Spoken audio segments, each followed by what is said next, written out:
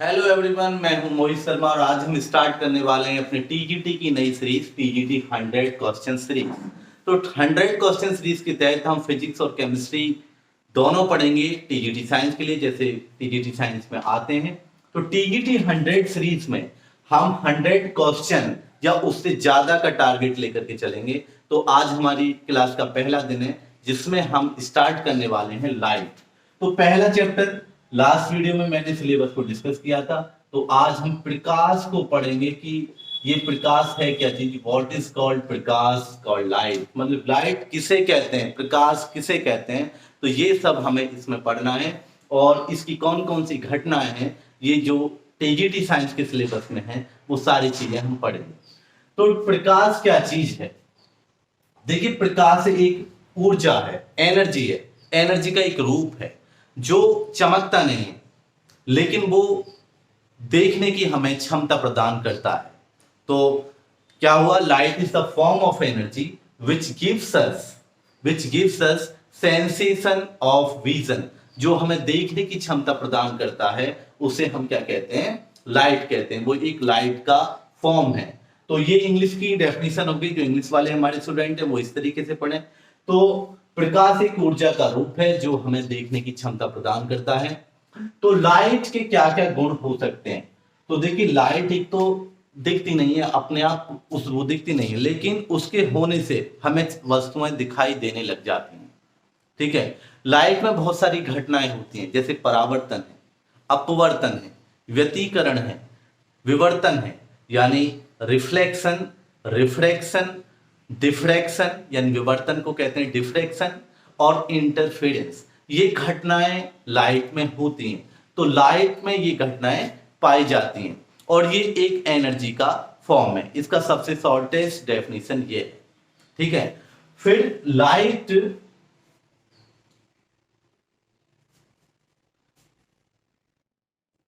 फिर देखिए लाइट क्या है। तो लाइट की ये एनर्जी का फॉर्म है। लाइट हमेशा एक सीधी रेखा में चलता है। प्रकाश जो होता है वो एक सीधी रेखा में चलेगा, वो बीच में इस तरीके से टेढ़ी मेढ़ी लाइन में नहीं चलेगा, वो बिल्कुल सीधा चलता है। इसको हम पहचान सकते हैं कि अगर हम किसी हमारे पास कोई बॉक्स है और बॉक्स में हम कोई टॉर्च या कोई लाइट पास कराएं तो वो इस बॉक्स के सामने जो चीजें होंगी उनसे ही टकराएगी, यानी ये एक सीधे रेखा में चलती है कि सामने लाइट पहुंचेगी। तो लाइट एक सीधी रेखा में चलती है। अगर ये टेढ़ी मेढ़ी चलती तो क्या होता है कि ये साइडों में, इधर, यहाँ पे भी प्रकाश उत्पन्न करती।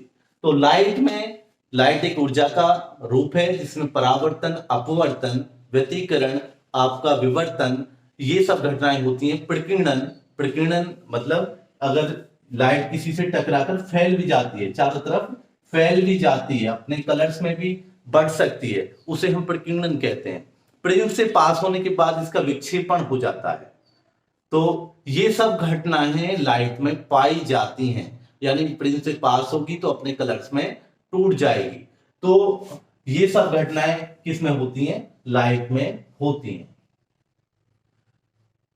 तो लाइट वाले चैप्टर में हम ज्यादा समय ना देते हुए छोटी छोटी चीजों को हम टीजीटी के मेन सिलेबस को टारगेट करेंगे। तो लाइट में एक टर्म होता है दर्पण, जो टीजीटी में आप दर्पण के बारे में पढ़ेंगे। ये दर्पण दो प्रकार के हो सकते हैं। एक दर्पण हो सकता है आपका समतल दर्पण और एक हो सकता है आपका गोलीय दर्पण। ठीक है, समतल दर्पण मतलब प्लेन मिरर, क्या बोलेंगे इसको? प्लेन मिरर, मिरर मीन्स दर्पण। और ये होता है गोलीय दर्पण आपका स्फेरिकल मिरर, स्फेरिकल मिरर। ये दो प्रकार के दर्पण होते हैं, स्फेरिकल मिरर और प्लेन मिरर। समतल दर्पण की कोई प्रॉपर्टी हम देख लेते हैं, जो सुबह सुबह हम अपना चेहरा देखने के लिए यूज करते हैं, वो एक समतल दर्पण। आपने ड्रेसिंग टेबल में लगा हुआ भी दर्पण देखा होगा, वो एक समतल दर्पण है। तो समतल दर्पण में इसकी कुछ प्रॉपर्टीज हैं। समतल दर्पण में जो हमारी इमेज होती है वो हमारे सेम साइज की दिखाई देती है, जितने आकार के हम हैं उतने ही आकार की वो दिखाई देगी। सामने एक समतल दर्पण है और आप उससे 3 मीटर दूर खड़े हैं, कितने दूर, 3 मीटर, यहां पे हैं आप। तो आपकी इमेज भी समतल दर्पण के अंदर 3 मीटर ही दूर बनेगी, यानी जितने समतल दर्पण के आप आगे खड़े हैं उतनी ही समतल दर्पण में अंदर की ओर इमेज बनेगी। तो आप ध्यान रखें कि आप इधर हैं 3 मीटर, और तो समतल दर्पण में इमेज भी 3 मीटर अंदर की ओर बनेगी। तो distance of the object is same as the distance of image from the mirror. तो मिरर से जो डिस्टेंस होगा ऑब्जेक्ट और इमेज का वो सेम होगा, ये प्लेन मिरर की प्रॉपर्टी है। तो बराबर साइज का होगा। एक देखिए सीधा बनेगा, यानी कि आप सीधे सामने खड़े हैं, आपकी इमेज उल्टी बन गई, यानी ये इमेज क्या होगी, आपकी इरेक्ट होगी, इरेक्ट इंग्लिश में। और दूसरा ये इमेज वर्चुअल होगी, वर्चुअल मतलब आभासी प्रतिबिंब होगा आपका, समतल दर्पण में बनने वाला आभासी प्रतिबिंब होगा।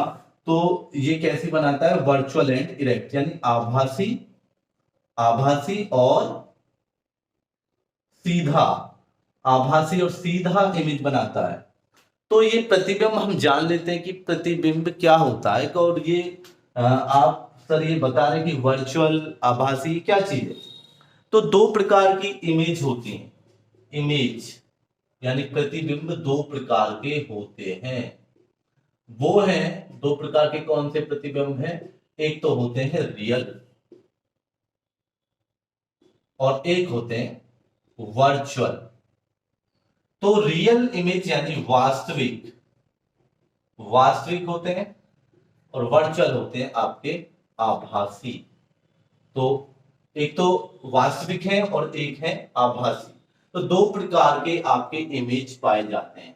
वास्तविक इमेज को हम पर्दे पर ले सकते हैं, यानी स्क्रीन पर लिया जा सकता है। जैसे आप टेलीविजन देखते हैं, तो टेलीविजन आप देखेंगे तो टेलीविजन की इमेज को पॉज करके आप स्क्रीन पे निकाल सकते हैं, कंप्यूटर में बनी हुई इमेज को निकाल सकते हैं, फोन में बनी हुई इमेज को आप पर्दे पर निकाल सकते हैं, यानी स्क्रीन पर उसका प्रिंट आउट ले सकते हैं। तो प्रिंट आउट लेने वाली इमेज रियल कहलाती है, और जिसका प्रिंट आउट नहीं लिया जा सकता वो वर्चुअल इमेज है। सीधी सीधी परिभाषा ये है। तो समतल दर्पण, किसी भी दर्पण में जब इमेज बनेगी, समतल दर्पण में जो इमेज बनती है उसका प्रिंट आउट कभी भी यानी स्क्रीन पर उसे नहीं उतारा जा सकता, तो वो एक वर्चुअल इमेज है। ठीक है, तो रियल और वर्चुअल का आपको संबंध समझ में आ गया होगा। तो समतल दर्पण वर्चुअल इमेज बनाते हैं। तो मान लिया कि 2 समतल दर्पण टिल्ट हैं, यानी झुके हुए हैं। तो पूछ लिया जाता है आपसे कि बने प्रतिबिंबों की संख्या बताइए, कितने प्रतिबिंब बन सकते हैं कि उनकी संख्या बताइए। तो उसके लिए एक फॉर्मूला है 360 अंश बटे थीटा। अब वो कितने अंश पर झुके हुए हैं, थीटा झुकाव का कोण है, थीटा क्या है, झुकाव का कोण है। अगर ये जो n हमने निकाला है ये n सम आ जाए, क्या आ जाए, सम, इवन नंबर आ जाए। तो इवन नंबर अगर ये आएगा तो प्रतिबिंबों की संख्या हो जाएगी n-1। तो बनने वाले प्रतिबिंबों की संख्या कितनी होगी, n-1।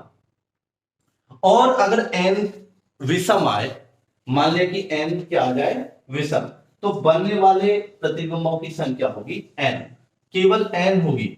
ये विषम होते ही अगर n विषम निकल के आए इस फॉर्मूले से, तो बनने वाले प्रतिबिंबों की संख्या क्या होगी, केवल n। तो ये ध्यान रखें कि लास्ट ईयर क्वेश्चन पूछा गया था कि कितने प्रतिबिंब बन सकते हैं कि इतने अंश पर झुकाव है। तो ऐसे क्वेश्चन प्रैक्टिस भी कराने हैं। तो समतल दर्पण हो गया आपका। दूसरा होता है गोलीय दर्पण। 2 प्रकार के दर्पण हम इस वीडियो में पढ़ने वाले हैं। वो दर्पण कौन कौन से हैं, एक तो आपने सुना होगा अवतल दर्पण का नाम। अवतल दर्पण यानी अवतल दर्पण कॉनकेव मिरर, कॉनकेव मिरर।